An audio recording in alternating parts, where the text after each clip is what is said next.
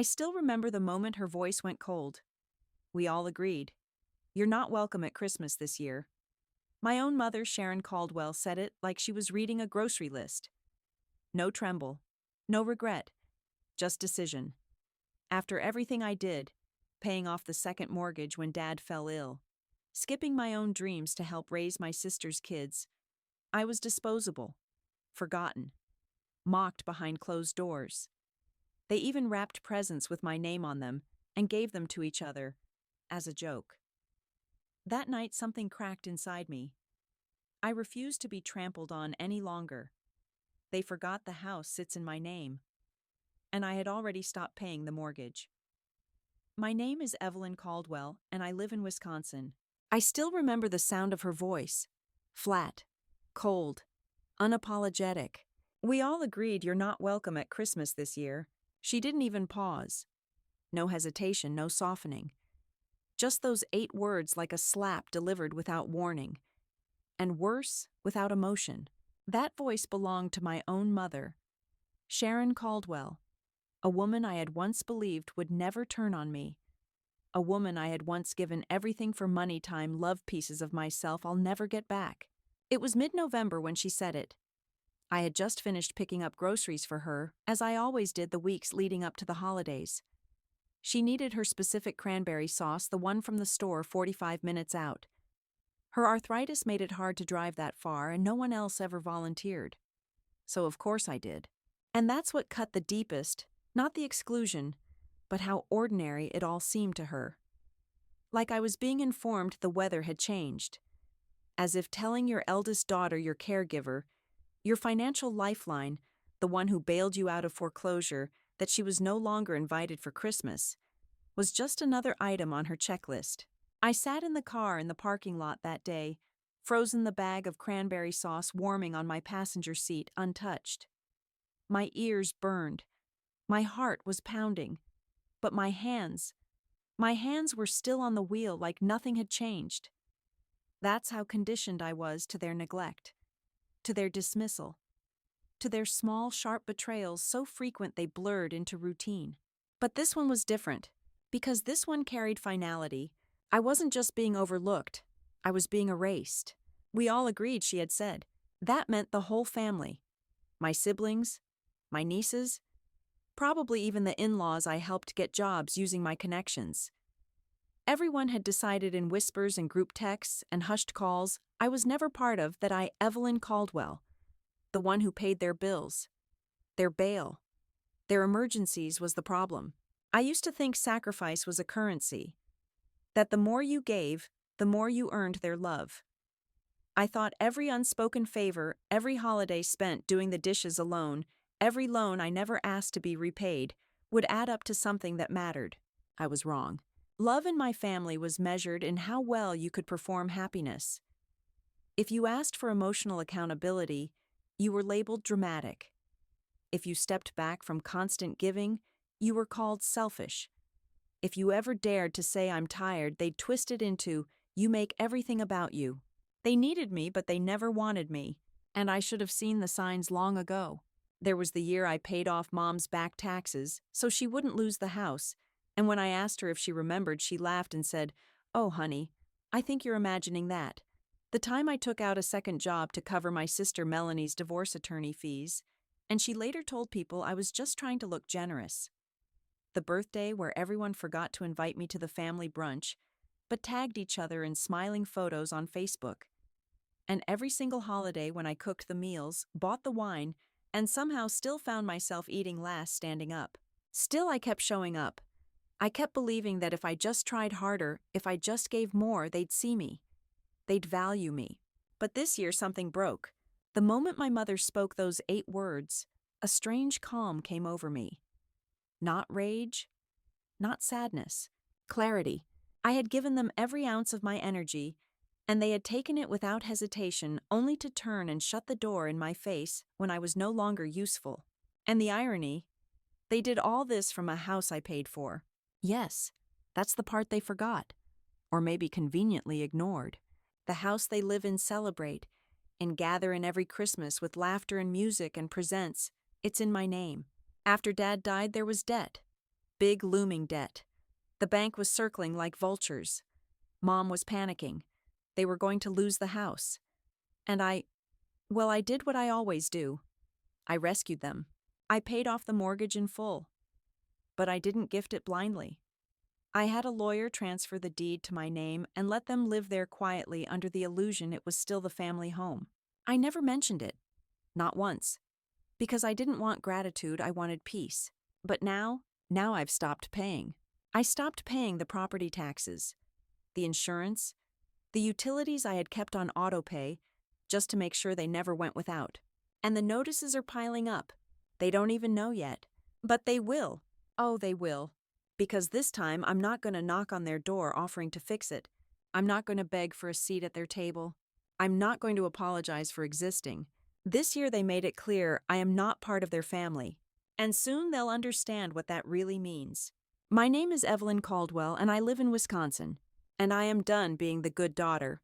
There's something strangely satisfying about silence, especially when it belongs to people who used to speak over you.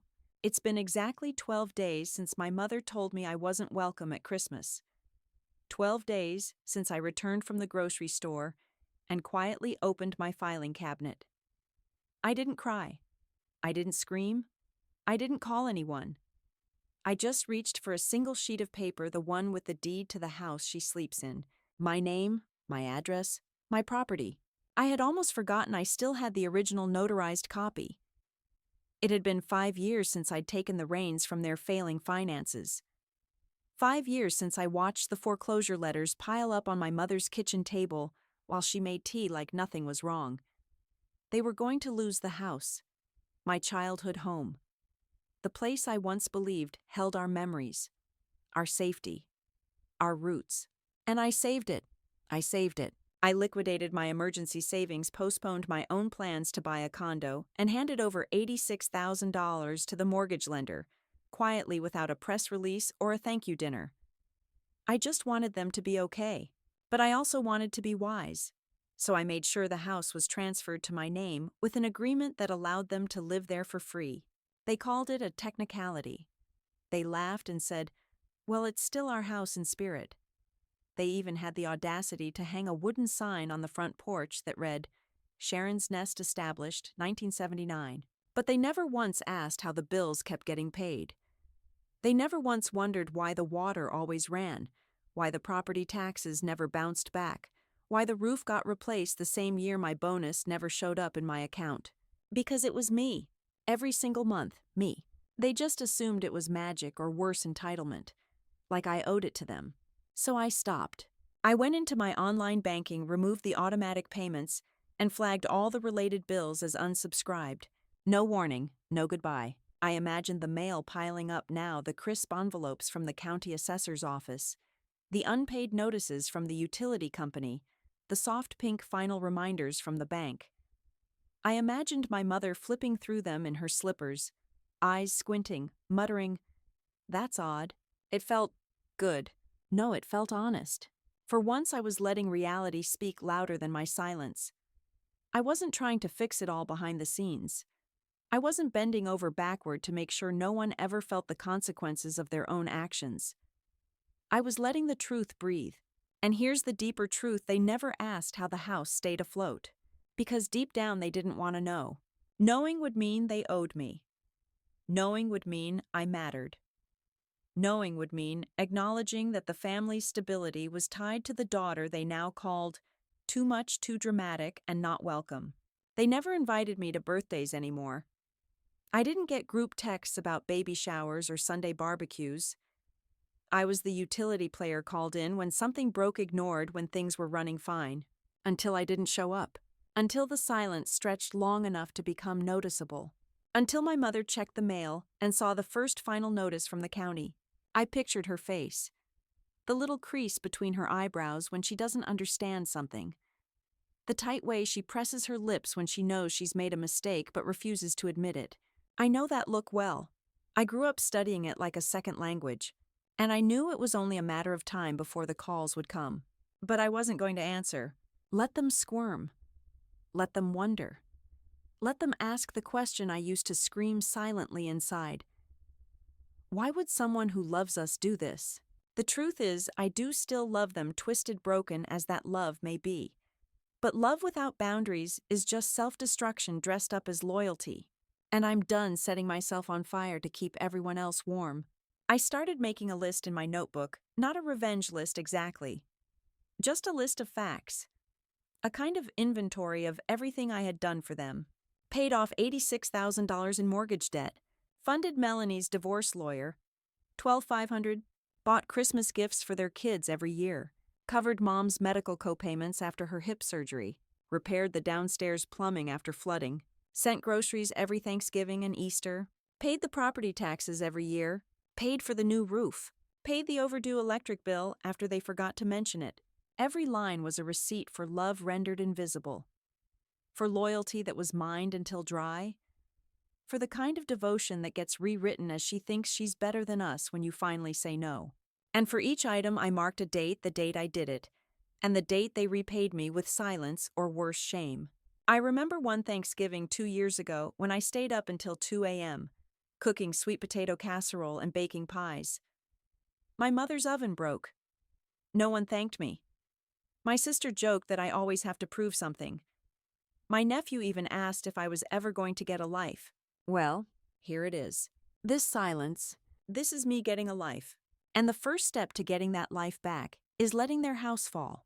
Not out of cruelty, out of necessity, out of truth.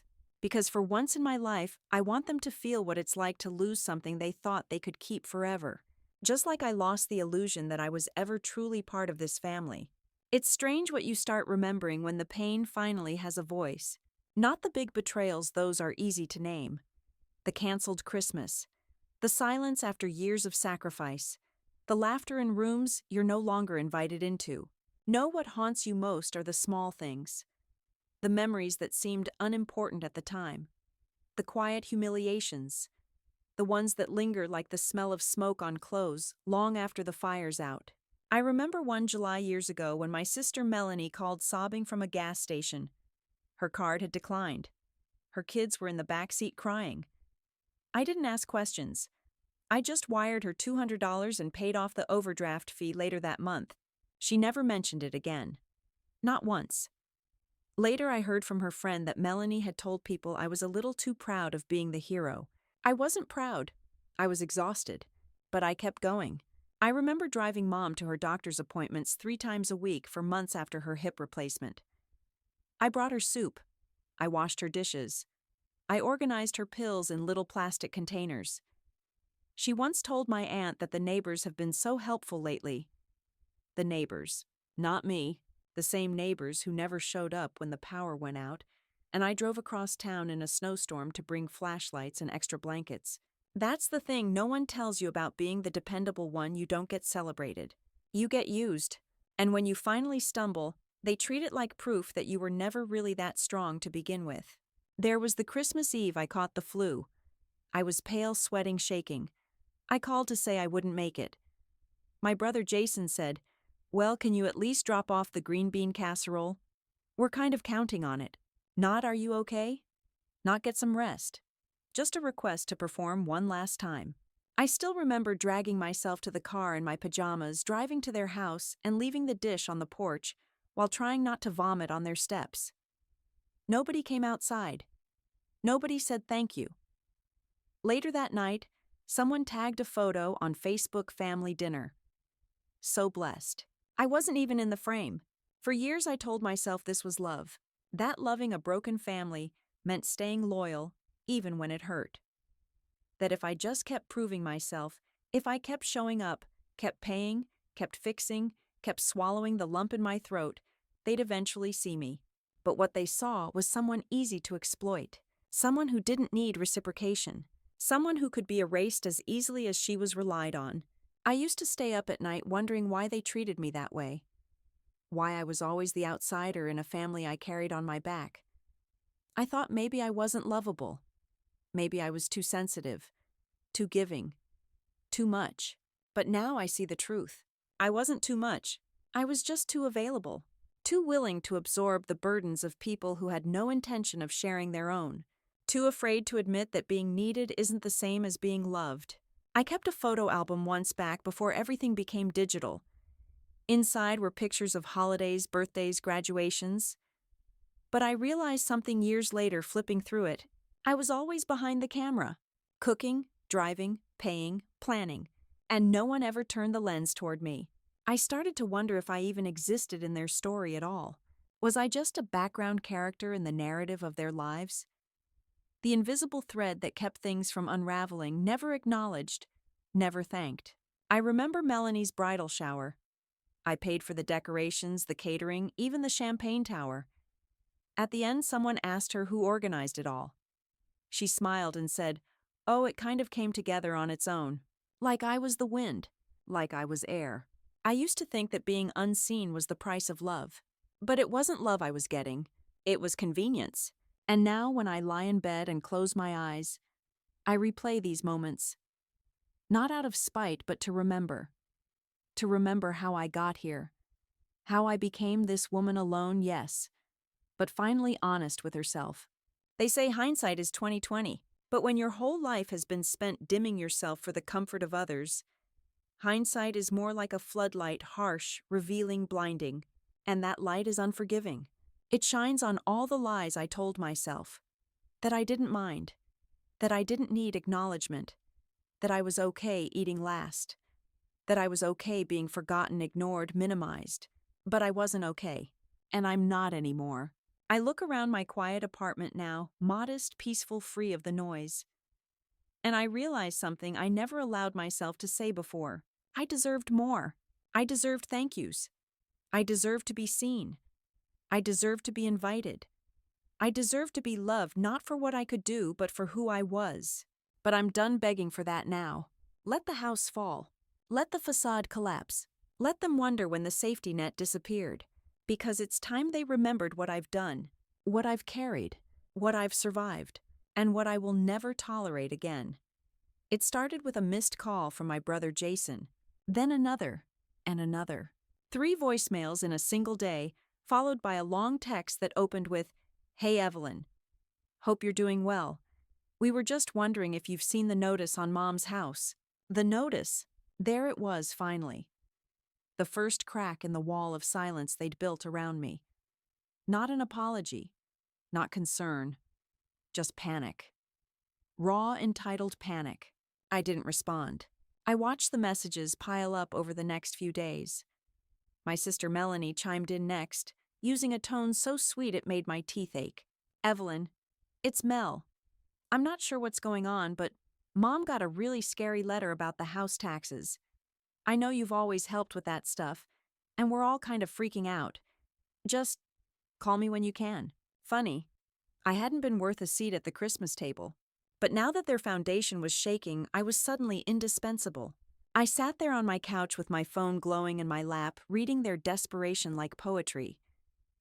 There was something so eerily poetic about the shift, the way their indifference transformed into urgency, the moment they stood to lose something. Not me, them. I poured myself tea and let their words wash over me. I wasn't angry. I wasn't smug. I just felt empty. Like the space inside me they'd once occupied had been swept clean. And yet, a small part of me, some flickering, aching child within, still wanted someone, just one of them, to say what I really needed to hear. "We're sorry. We see what we did. Please forgive us." But no, all I got were questions, demands, assumptions that I'd step in again. Melanie called again 2 days later. I didn't answer, but the voicemail came through. "Look, I don't know what kind of game you're playing, but Mom's freaking out. She said the mortgage company sent a letter saying the property taxes haven't been paid in months. They're threatening to garnish her account. This is serious, Evelyn. I know you're mad about not coming to Christmas, but can you please grow up and stop punishing everyone?" I actually laughed. Punishing them, after years of carrying their burdens, of paying for their mistakes, of being the family punching bag in private. While they painted me as difficult in public, I was the one being accused of cruelty. They wanted to talk about punishment. They had no idea what it meant to be punished by the people who claimed to love you. But I wasn't playing a game. I was just no longer playing theirs. The final call came from my mother. I stared at the screen as it rang Mom Home, a name I hadn't deleted, though I should have. My finger hovered over the red decline button, but instead, I let it ring out. Her voicemail came a few minutes later. "Evelyn, it's me. I I don't know what's happening, but I think something's wrong with the house. There's a notice on the front door now, and I don't understand any of this legal language. Can you call me back, please? I need to talk to you. Please." It was the please that got to me, not because it sounded sincere, but because it was so unfamiliar. My mother had rarely asked me for anything kindly. She was the queen of veiled guilt trips, of performative confusion, of saying, "Well, I guess I'll just figure it out myself if you're too busy." But this time she had to ask, because she didn't have the power anymore. Because for once I had stopped cushioning her fall. I let a week pass.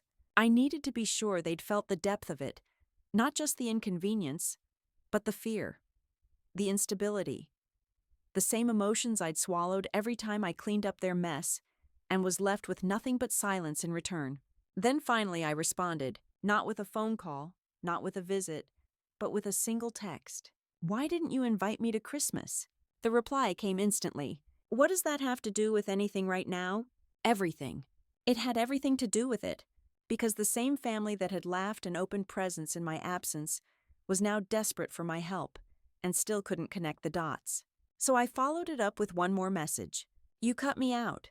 Now you feel what that means." And then I turned off my phone. Not permanently, just long enough for the message to sink in. Let them feel what it's like to stare at unanswered messages, wondering if help is coming.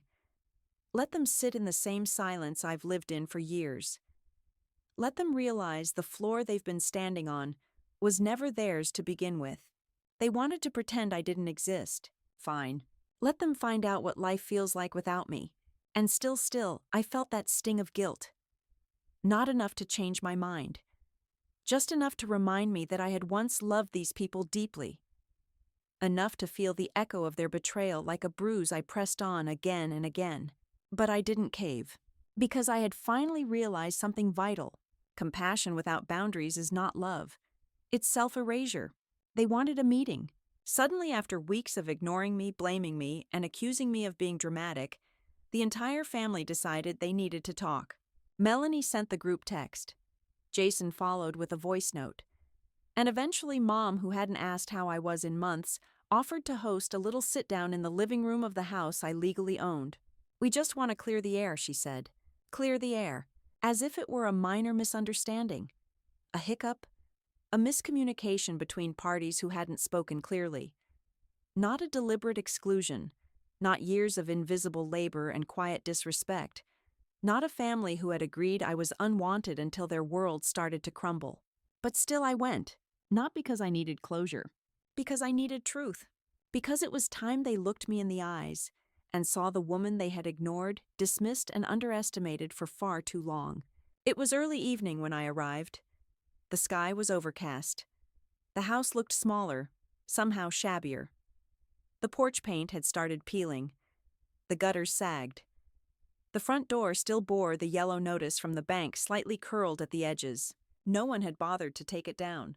Inside, the atmosphere was quiet, too quiet. Jason stood near the fireplace, arms crossed. Melanie sat on the edge of the couch like a child waiting for punishment. Mom, of course, was in her recliner. Her eyes flicked to mine, and then away as if I'd caught her in the middle of a lie. Good. Let her feel that. We're just confused. Jason started breaking the silence. "Yeah," Melanie added, her voice tight. "You've been acting so different. This isn't like you." I didn't speak. I pulled the manila folder from my bag and placed it on the coffee table. Inside were copies of the deed, the property tax statements, the unpaid notices, the foreclosure warning, the full breakdown, every financial record, every transfer of funds, every document they had conveniently never bothered to ask about. And then I spoke. "This house is mine. No theatrics, no raised voice, just the truth." Jason blinked. Melanie opened her mouth but said nothing. Mom sat frozen. "You lost it 5 years ago," I continued, calm but unflinching. "The mortgage was defaulted. The bank was coming for it. I paid them off. I hired a lawyer. I put the deed in my name to protect you. And then I kept paying every tax, every utility, every repair, because I believed stupidly that I was saving something that mattered. I turned to my mother, and then you told me I wasn't welcome at Christmas. Her face fell. Evelyn, I didn't mean it like that. We were all under stress. No, I interrupted voice steel now. You meant it exactly like that. You said you all agreed. I was the joke, the burden, the ghost you forgot to feed but expected to haunt the halls quietly. Well, I stopped haunting. I stopped paying. Silence. A heavy, guilty silence that pressed into the carpet, into the walls, into their mouths. Jason finally spoke. So, what happens now? I opened the folder one more time and pulled out a letter already signed and stamped. I slid it across the table. This is a donation contract. I've arranged for the house to be transferred to a local women's shelter program. They'll renovate it and use it for transitional housing. Melanie gasped. You're giving it away. I nodded. To women who know what it means to be invisible.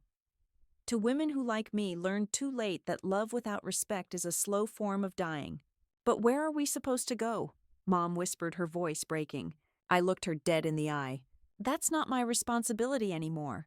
Melanie jumped up. This is revenge. You're doing this to punish us. No, I said firmly. This is survival. I stood suddenly aware of how tall I felt. How light. How free. For the first time, I wasn't begging for validation. I wasn't clinging to the edge of the table hoping for scraps of love. I was the one holding the pen. The one making the final mark. I gathered my folder and turned to leave. I don't hate you, I said at the door. But I won't carry you anymore. As I walked outside, the wind picked up. The cold bit at my skin, but inside I felt warm, not angry, not triumphant, just done. I didn't look back as the door clicked shut behind me, because there was nothing left in that house worth returning for. They could keep their silence. I would keep my freedom. The apology came 3 days after the meeting. Not in person, not with tears or eye contact, just a voicemail. It was short, wavering. Evelyn, it's your mother. I want to say I'm sorry. I didn't realize how much you were doing for us. I should have seen it. I see it now. Please call me back. Click. No excuses. No explanations. Just 7 broken sentences that sounded like they'd been rehearsed a dozen times and probably delivered a little too late. And I wasn't there to hear it. I wasn't even in town. Because after walking out of that house after handing them the final truth and closing the door on decades of being dismissed, I got in my car and drove. No destination. Just away. The farther I got from the city, the lighter my chest felt. I ended up at a little lakeside town in northern Wisconsin. It was quiet, modest, the kind of place where everyone waves at strangers and the diner still handwrites the menu on a chalkboard. I checked into a rental cabin and stayed. Just stayed. No phone calls, no emails, no family. Just me, my thoughts, and the sound of snow falling on pine needles. And for the first time in decades, I realized something that hit me like a slow-moving wave. I didn't miss them. I didn't miss the tension, the guilt-laced conversations, the constant feeling that I was one mistake away from being discarded. I didn't miss watching them laugh at jokes I wasn't invited to understand. I didn't miss being the responsible one they rolled their eyes at behind my back. What I missed was the version of them I had imagined, the fantasy I had kept alive in my head for years. A family that valued me, that thanked me, that saw me. That family never existed. And grieving that fantasy, that was harder than anything, because it meant I had to let go of the hope that maybe one day I'd finally earn my place at the table. I went on long walks along the frozen lake. I read old books, sipped coffee, and stared at the sky. I cried once, just once, when I found an old photo in my wallet. Me and Mom back when I was 8, both of us laughing and matching scarves. It felt like a photo of strangers. Back at the cabin, I finally powered on my phone. Missed calls, voicemails, a message from Melanie saying Mom's been crying nonstop. She keeps saying she messed everything up. And then at the bottom of the list, a second voicemail from Mom. A little longer. I know I can't fix everything. I know you don't trust me. But I'm asking you as your mother, please don't walk away from us. From me. I wasn't fair to you. I didn't appreciate you. I was cruel. But I didn't know how to admit it until now. I was wrong. And I'm sorry. I listened to it twice. And then I stared at the wall in silence for nearly an hour, because I had waited my whole life to hear those words. But now that I had them, I felt nothing. Not anger, not joy, not relief. Just a strange, aching numbness. Because the apology I had longed for all my life had come only after everything else collapsed. After the money was gone. After the house was taken. After I walked away. Only when they had no one left to turn to. And maybe that made it real, but maybe it also made it meaningless. Forgiveness is a strange thing.